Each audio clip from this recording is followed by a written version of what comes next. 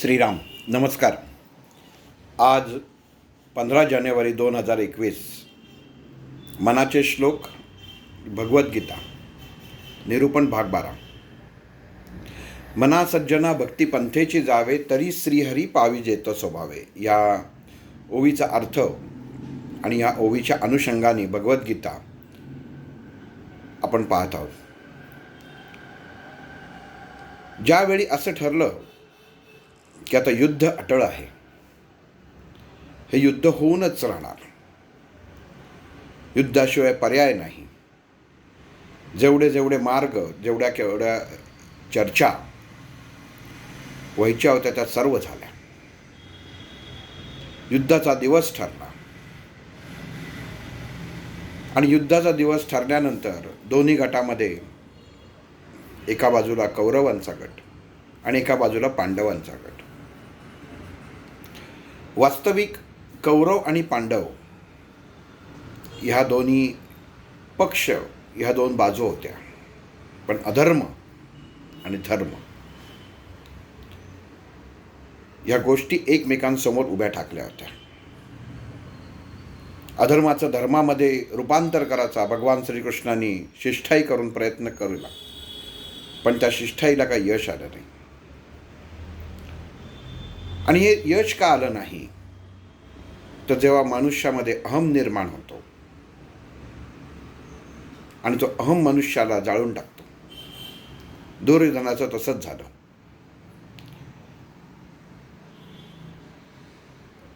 पूर्ण सभेमध्ये असताना द्रौपदीचं जेव्हा वस्त्रहरण झालं, तेव्हा द्रोणाचार्य, कृपाचार्य, भीष्माचार्य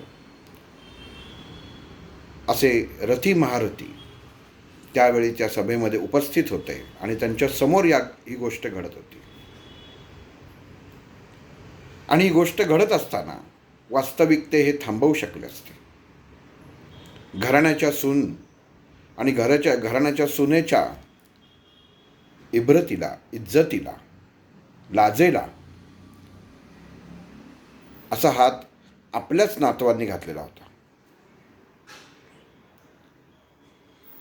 भीष्माचार्यांनी जे जीवनभर केलं त्याला तोडच नाही, पण जिथं बोलायला पाहिजे होतं तिथं बोलले नाही. आपण द्रोणाचार्य जे गुरुस्थानी होते, कौरवांचेही गुरु, पांडवांचेही गुरु, गुरुस्थानी होते. शस्त्रविद्या कौरव पांडवांना द्रोणाचार्यांनी शिकवला. कृपाचार्य हे सर्व असताना अशी घटना घडावी आणि आपण केवळ एवढंच म्हणावं की त्यांचा नाईलाज होता. ती वेळ अशी होती की हे तिघही महारथी पांडवांच्या बाजूनी त्यावेळी येऊ शकत होते. भीष्माचार्यांनी दिलेला शब्द हा त्यांच्यासाठी मोलाचा होता.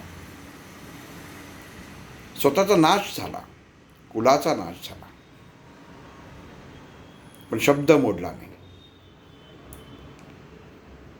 प्रतिज्ञा असावी तर भीष्मासारखी, असं जसं म्हणलं जातं तसंच ही जर अशी प्रतिज्ञा जर सर्वसामान्य माणसाने त्याच्या जीवनामध्ये केली तर ते किती चुकीचं ठरेल. आपल्याच घरामध्ये आपलीच व्यक्ती, आपलाच मुलगा, आपलाच नातू आपल्यासमोर एखाद्या परस्त्रीचा अवमान करत असेल, तिची इज्जतीशी, तिच्या अब्रूशी खेळत असेल, आणि जर आपण म्हटलं की नाही मी शब्द दिलाय की याला सांभाळीन, तर आजच्या कायद्यानुसार काय होईल? हे का घडलं? हे घडण्यामागं कारण काय? द्रोणाचार्य, अर्जुन त्यांचा लाडका शिष्य, सर्व समोर घडत असताना हे सर्व शांत बसले. हे का घडलं? आपण जेव्हा भगवद्गीतेचा जेव्हा अभ्यास केला जातो, ते अभ्यास करताना एक कायम गोष्ट लक्षात ठेवली पाहिजे की परमात्म्याने, भगवान श्रीकृष्ण यांनी जेव्हा दुर्योधनांनी सेना मागितली तेव्हा ते एक मायाजाळ होतं. ते दुर्योधनाला शेवटपर्यंत कळलं नाही, कारण माणसाची दृष्टी अंध झाली, अहंभाव त्याच्यामध्ये निर्माण झाला की त्याची दृष्टी अधू होते. जे सत्य आहे ते त्याला दिसत नाही आणि जे नाही आहे हे त्याला दिसायला लागतं आणि त्याच्यात माणूस अडकतो. अहम ब्रह्मासी, अहम बघा, शब्द बघा, मी आणि अहम, मी आणि अहम, अहंकार. अहम ब्रह्मासी, हा हा हा अहमच, हा मीपणा, हाच सगळ्याला जबाबदार आहे. समर्थांनी याच्यामध्ये या ओवीमध्ये सांगितलेलं आहे, मना सज्जन भक्ती पंथेची जारे तरी श्रीहरी पावी जेतो स्वभावे. ही ओवी लिहिताना हा अभंग सांगतो. मनातला मीपणा, मनातला अहमपणा हा जर बाजूला पडला नाही, हा गळून पडला नाही, तर ही ओवी आपण स्वीकारू शकत नाही. सभेमध्ये हे सर्व चालू असताना कोणीच मदतीला आलं नाही. आणि जेव्हा द्रौपदीने श्रीकृष्णाला हाक मारली, बघा, आपण एक एक प्रसंग नीट शांतपणे विचार करा. डोळ्यासमोर घडलेले प्रसंग आहेत, 100 वेळा आपण वाचलेले आहेत, टी व्हीमध्ये आपण हे पाहिलेले आहेत. आणि ही अशी एक गंमत आहे की ही परमात्म्याची खेळी कळत नाही. एवढे रथी महारथी समोर असताना आपापल्या वचनांशी निगडीत होते, आपल्या वचनांशी बद्ध होते, आणि म्हणून पांडवांशी एकरूपता त्यांना साधता आली नाही. या 5 तत्वांशी त्यांना एकनिष्ठता साधता आली नाही. कारण भीष्म याचा अर्थच होतो भ्रम.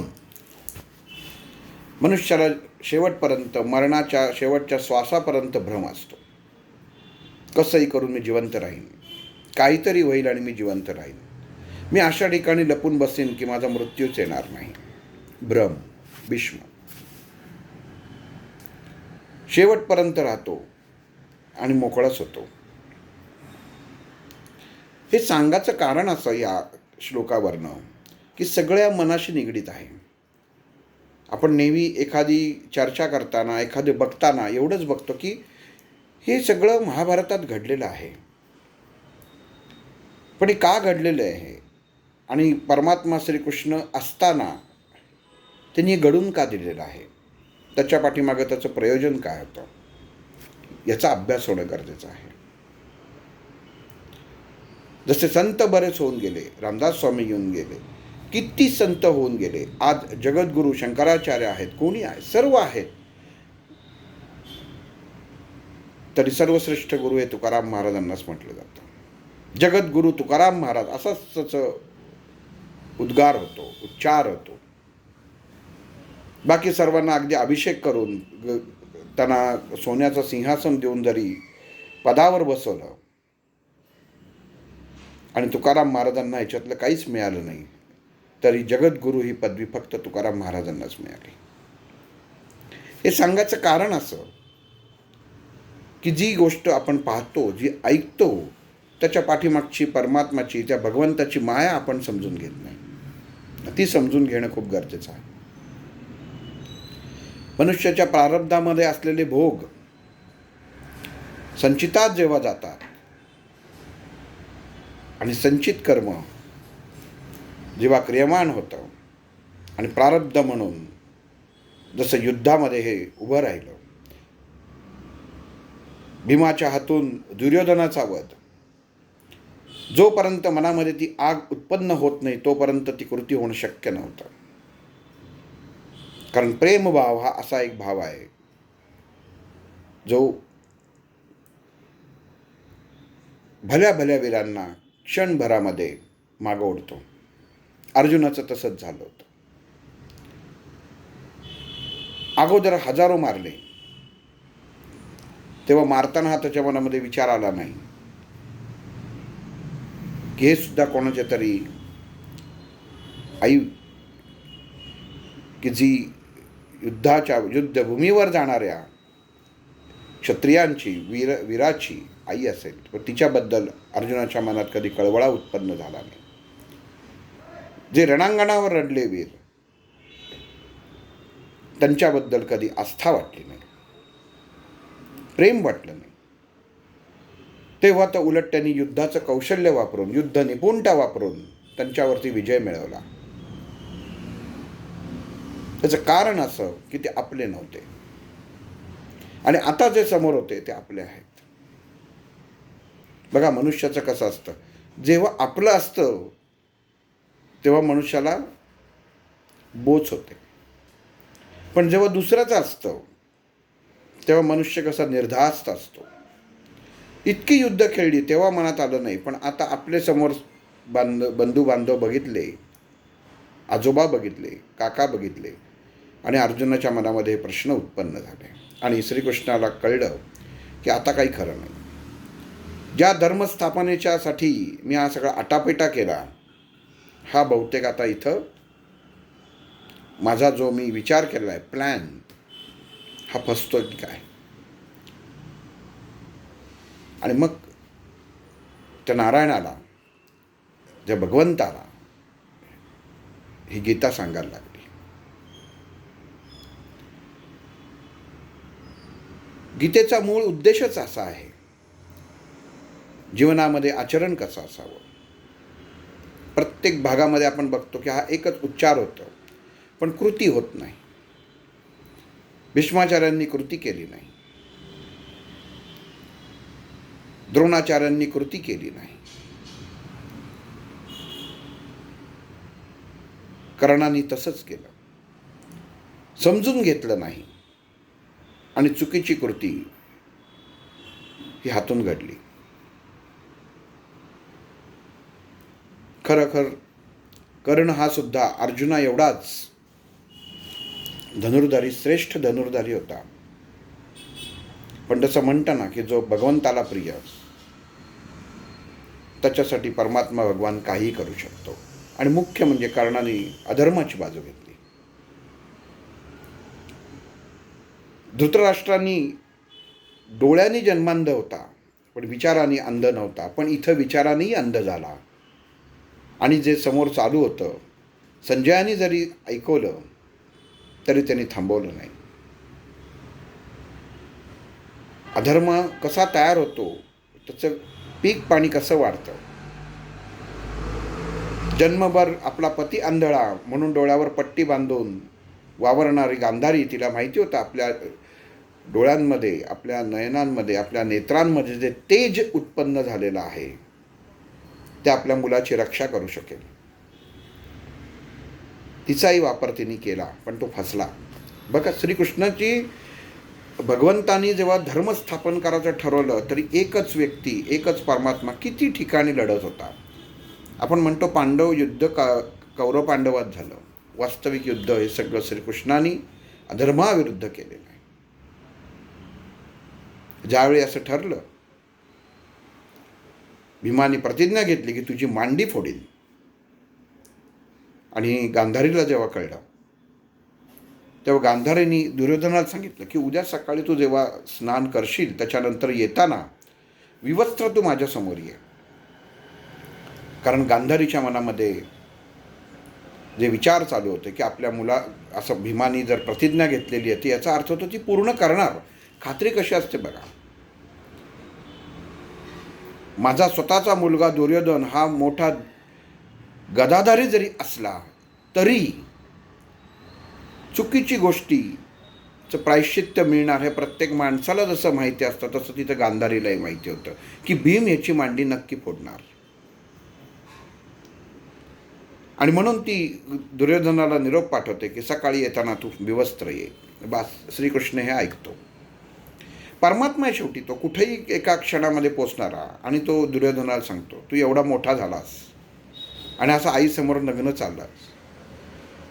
अरे ती आई असते तरी परस्त्री आहे, परस्त्री समोर नग्न जाऊ नये. बघा काय डोकं काय वापरलं, चातुर्य काय वापरलं. खोटं बोलला का? नाही बोलला, चातुर्य वापरलं. शेवटी धर्म स्थापन करताना तुम्हाला डोक्यानी आणि चातुर्यांनी जे जे करता येतं ते करायला पाहिजे. आणि दुर्योधनालाही पटलं की नाही, हे श्रीकृष्ण सांगतोय म्हणजे एकतर बरोबरच आहे आणि खरंच आहे की मी आता मोठा झालेलो आहे, आता तर युद्धाची वेळ आलेली आहे, एवढा मोठा झालो आहे. आणि किती जरी झालं तरी लहानपणी आई खांद्यावर खेळणं आणि आता त्याच मातेकडं, हा काहीतरी श्रीकृष्णाने सांगितलेलं हे बरोबर आहे. आणि असा दुर्योधनाच्या मनामध्ये गोंधळ उत्पन्न झाला आणि तो बरोबर कमरेला उपरणं बांधून गांधारी समोर गेला. आणि जेव्हा गांधारीने पट्टी काढली आणि ती त्याला म्हणते की तू हे काय केलंस, आणि तेव्हा तो सांगतो, आई मला लाज वाटली आणि मला तेवढ्यात बरं झालं की वासुदेव श्रीकृष्णांनी मला थांबवलं आणि त्यांनी मला योग्य सांगितलं की आई समोर जरी गेलं तरी आई परस्त्री येते, हे करू नको. आणि तिथंच गांधारीला खात्री झाली की आपला मुलाचा मृत्यू हा निश्चित आहे. जिथं भगवंत आणि श्रीकृष्णांनी ही जर खेळी खेळलेली आहे तर ही यशस्वी होणार, कारण ती भगवंतानी खेळलेली खेळी आहे. आणि गांधारीच्या डोळ्यातनं अश्रू येतात की तू चूक केलंस, तुझं बाकी सर्व शरीर हे मी वज्रासारखं केलं पण मांड्या करू शकले नाही, कारण तू त्या झाकून आलास.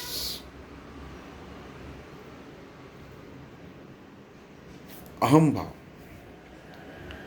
मनामध्ये असलेला अहम ब्रह्मासी दुर्योधनाला वाटत होता. माझं मन, मी स्वतः हाच सर्व उत्पत्ती करणारा कारक आहे असं आपल्याला वाटतं की मीच तो, माझ्याशिवाय काही नाही, हाच अहम.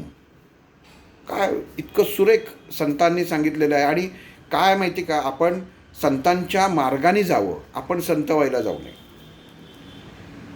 आपण गुरूंच्या आज्ञेनी, गुरूंच्या विचारांनी, गुरूंच्या ज्ञानाने आपण मार्गस्थ व्हावं, आपण गुरु व्हायला जाऊ नये.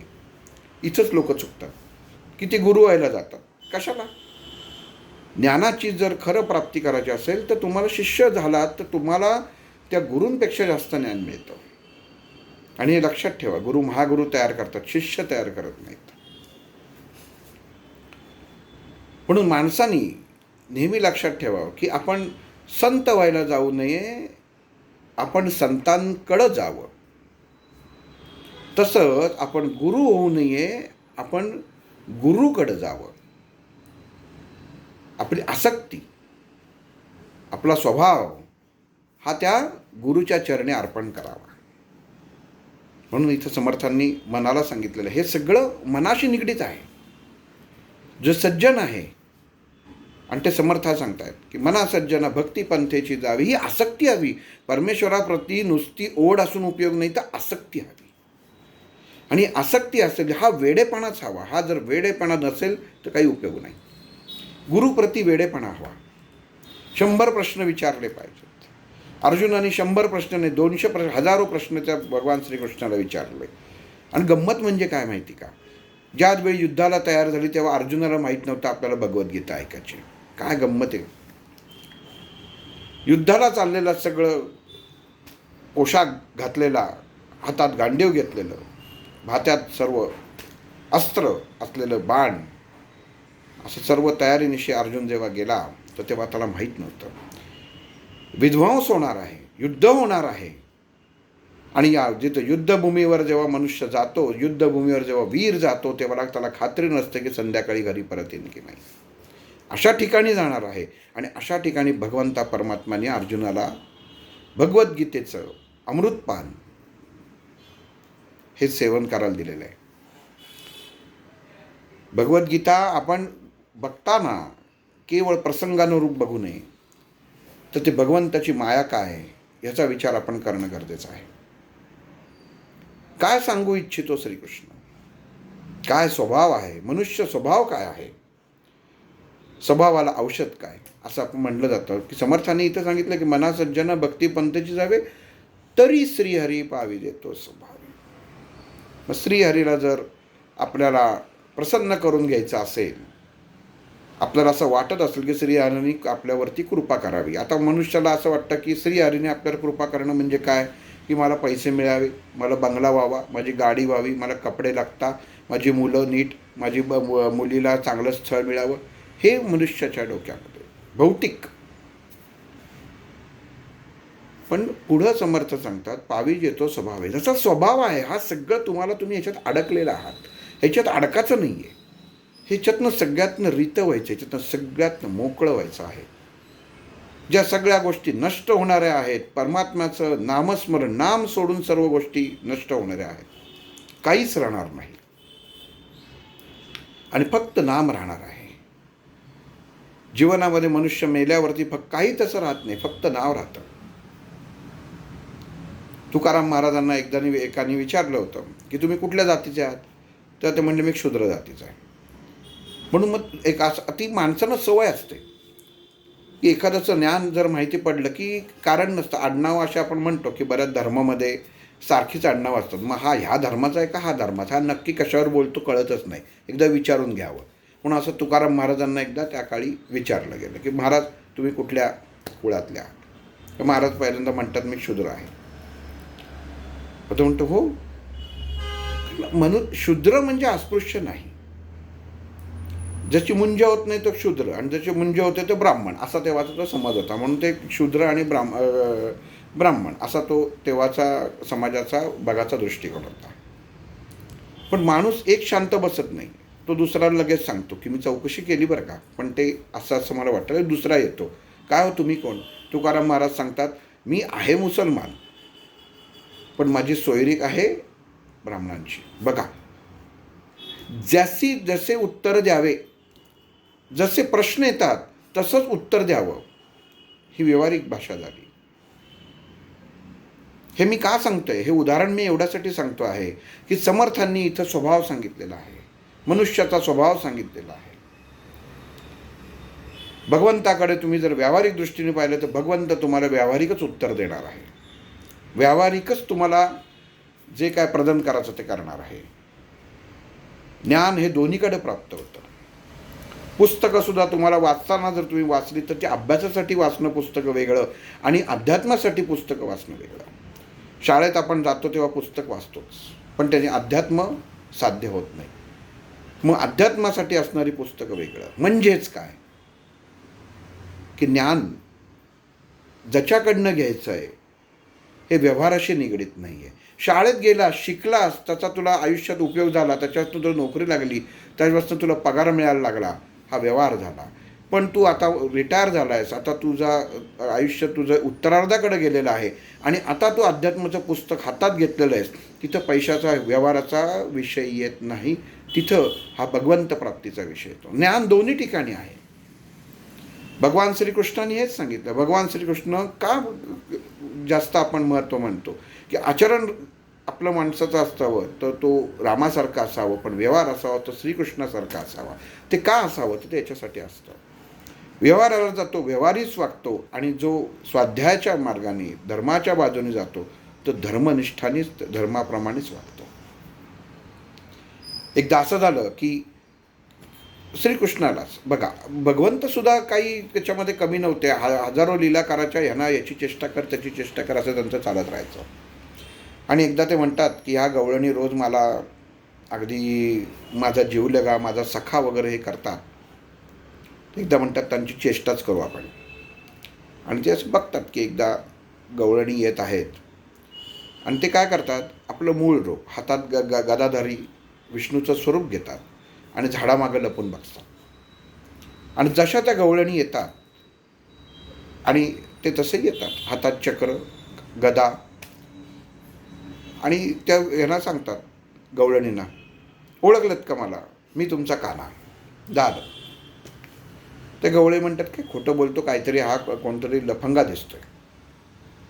आणि भगवान श्रीकृष्ण म्हणतात अरे माझं हे मूळ स्वरूप आहे, हा मी ह्याच्यामध्ये. ते म्हणतात छे, आमचा काना ज्याच्यावर आम्ही प्रेम करतो त्याच्या हातामध्ये बासरी आहे, त्याच्या मुकुटामध्ये मोरपीस आहे, ते तुझ्यात नाही आहे, हे तू नाहीस, हा तू कोणतरी डोंगी दिसतोयस, हा कोणतरी रूप मायावी दिसतोयस. अर्थ काय, भगवंताला पाहायची सुद्धा एक नजर आहे. तुम्ही ज्या तत्वानी ज्या विचारांनी भगवंताला पाहाल तसा भगवंत तुम्हाला लाभणार आहे. नाहीतर मनुष्याला होत नाही. मी मागच्या वेळी पाहिलं होतं तर ते असे होते दिसायला, पण ते आता त्यांनी बदल झाला बहुतेक काय ते. म्हणजे जो भाव निर्माण व्हायला पाहिजे तो भाव उत्पन्न होत नाही. हे सांगायचं काय की स्वभाव काय आहे. समर्थांनी सांगितलेलं आहे हे सगळं आहे. मनाला तुम्ही सज्जनता म्हणा, तुम्ही सगळं भक्त म्हणा, अगदी याच्यामध्ये, पण स्वभाव काय, मनुष्य स्वभाव काय, काय म्हणून परमेश्वरासमोर त्या भगवंतासमोर उभा राहिला. असं काय घडलं की पूर्ण विश्वरूप दर्शन त्या फक्त अर्जुनालाच व्हावं. विश्वरूप म्हणजे काय, विश्वाचं स्वरूप म्हणजे प्रत्येक स्वरूपामध्ये एक एक कण व्यापलेला आहे. त्यातलं विशिष्ट रूप म्हणजे विश्वस्वरूप. विश्वरूप, रूप म्हणजे काय, रूप घेतल्याशिवाय होत नाही. प्रत्येक गोष्टीचं, प्रत्येक स्थितीचं हे रूप घेतलं आणि ते नंतर अर्जुनाला दाखवलं होतं. ते आपल्याला पुढे येईलच, पण ते इतरांना दिसलं नाही. मग जे भगवंतानी आपल्यासाठी नियोजन आहे ते आपल्यासमोर तो घेऊन येतो. आपल्याला माहीत नसतं. ती ओळखायची, ती वैचारिकतेची ताकद ही आपल्यात हवी, हे आपण नेहमी लक्षात ठेवावं. मना सज्जना भक्ती पंथेची जावे, तरी श्रीहरी पावी जेतो स्वभावे. आपला स्वभाव काय, स्वमध्ये अभाव काय, स्वचा भाव काय, हे मनुष्याने ओळखलं पाहिजे. काय मला सोडलं पाहिजे आणि काय मला घेतलं पाहिजे. कारण तुम्ही एखादी गोष्ट सोडलीत तर ती जागा भरणं गरजेचं असतं. दुसऱ्याने ती काबीज करण्याच्या आत आपल्याला काय भरायचं आहे आपण माणसाने विचार करायला पाहिजे. कारण तो अभाव जर आला तर काही उपयोग होत नाही. नुसतं अध्यात्म करायचं, गुरु सांगतात तसं करायचं, नुसते जप करायचे, तर तसा काही अर्थ नाही त्याला. तुम्ही एकरूप की काय घेतलं, काय घेतलं, काय समजलं हे विचारलं. अर्जुन काय मूर्ख होता का. एवढा मोठा योद्धा, तिन्ही ठिकाणी त्यांनी ज्याची सत्ता त्यांनी गाजवलेली होती स्वतःच्या धनुष्यबाणाने, गांडीवानी, असा माणूस काय मूर्ख असेल का, असे प्रश्न सोपे सोपे विचारायला. आपण हे समजून घेतलं पाहिजे. सर्वसामान्य लोकांचा तो नेता असं म्हणून तो श्रीकृष्णाच्या, कारण श्रीकृष्णाची स्वतःची इच्छा होती. अर्जुनाला माहीतच नव्हतं आपल्याला काय ऐकायचं आहे. नाहीतर आपण एखाद्याचं व्याख्यान भाषण असेल तर सगळं आवरून बिवरून एकदम छान वेगळा पोशाख करून जातो. पण इथं तसं नव्हतं. इथं भगवंताला सांगायचं होतं आणि अर्जुनाला माहीत नव्हतं. पण अर्जुनाने विचारलेले जे प्रश्न होते की आपण कोणासमोर उभं राहतोय. तुम्ही उद्या जर गुरूंसमोर जाऊन उभे राहिलात आणि सांगितलं हे मला माहिती आहे, तर समजायचं की तुमच्या ज्ञानाचा पूर्ण विराम तिथं तुम्हाला लागला. गुरु आपली परीक्षा पाहतो. जेवढं गुरु सांगतोय तेवढंच आपण ऐकावं. त्याच्यावरती आपले प्रश्न त्यांनी विचारले तरच विचारावे, अन्यथा मध्ये आपले प्रश्न विचारू नये. बऱ्याच लोकांना सवय असते, मध्ये उठतात आणि प्रश्न विचारतात. आधी नीट गुरु काय सांगतात हे समजून घ्यावं, त्यांचा स्वभाव समजून घ्यावा. मना सज्जना भक्ती पंथेची जावे, तरी श्रीहरी, तो श्रीहरी आहे. पावी जेतो स्वभावे, स्वभाव जसा असेल. 100 प्रश्न विचारले तर परमेश्वराला सुद्धा कळतं की हा नुसताच आपला म्हणजे हा शंकेखोर आहे. जो माणूस 100 प्रश्न विचारतो ना तो नक्की शंकेखोर असतो. त्याच्या कायम मनामध्ये शंका, म्हणून 100 प्रश्न. कधीही बघा, जो व्यक्ती तुम्हाला 100 प्रश्न विचारतो ना तो शंकेखोरच असतो. त्याचं मन स्थिर नसतं, त्याचं शरीर स्थिर नसतं, त्याचा आत्मा स्थिर नसतो. आणि हे स्थिरता यायला हवी. ती कधी येते, कशी येते, ते स्वभावामुळे येते. काय सोडायला पाहिजे, भगवंतांनी सांगितलं, गुरूंनी सांगितलं. आज्ञाधारक एखाद्या जो आज्ञा करू शकतो अशा व्यक्तीने सांगितलं की हे कर, तर ते करायला पाहिजे. त्याच्या मागे प्रश्न नसावा की हे मला का करायला सांगितलं. ते करणं हे आपलं कर्म आहे. कारण आपल्याला माहीत नसतं की त्याच्या डोक्यामध्ये काय चालू आहे, त्याचे विचार काय आहेत. भगवंतांनी जसं हे युद्ध झालं, लढलं पांडव आणि कौरवांच्यामध्ये, पण सगळा करता करविता हा परमात्माच होता. हातात शस्त्र न घेता. मग शस्त्र न घेता सुद्धा युद्ध खेळलं जाऊ शकतं आणि ते जिंकलं जाऊ शकतं. आणि तुम्ही धर्माचा त्याच्यामध्ये आदर राखून रक्षण पण करू शकता. पण नीती कृष्णाची हवी. म्हणून प्रत्येक गोष्ट आपल्या समर्थांनी सांगितलेलं आहे ना, मग त्याला प्रमाण आहे, त्याच्यावर विचार करा. नुसते मनाचे श्लोक घोकू नका. प्रत्येक ओळीचा अर्थ काढा. काय आहे, कशा दृष्टीने आहे. भगवद्गीतेचं 1000 वेळा सांगून झालं. नुसती भगवद्गीतेची पठण माझी पाठे माझी पाठे माझी पाठे. मग हा म्हणला की माझा आवाज मोठा. अरे कशाला? कळलं किती? घेतलं किती? काय समजलं? आचरण काय केलं? जर आचरणात बदलच होत नसेल तर ती काय भगवद्गीता आणि रामायण पाठ असून उपयोग आहे? काहीच उपयोग नाही. घेतलं काय? अहम ब्रह्मासी, अहम तत्वमसी, तत् तत्वमसी. एक एक शब्द इतके फिरणारे शब्द आहेत मराठीमध्ये की आपण म्हणतो नसतं अहम ब्रह्मासी. अहम म्हणजे काय? अहम म्हणजे मी का अहम मी? मग आपल्याला काय करायचं आहे?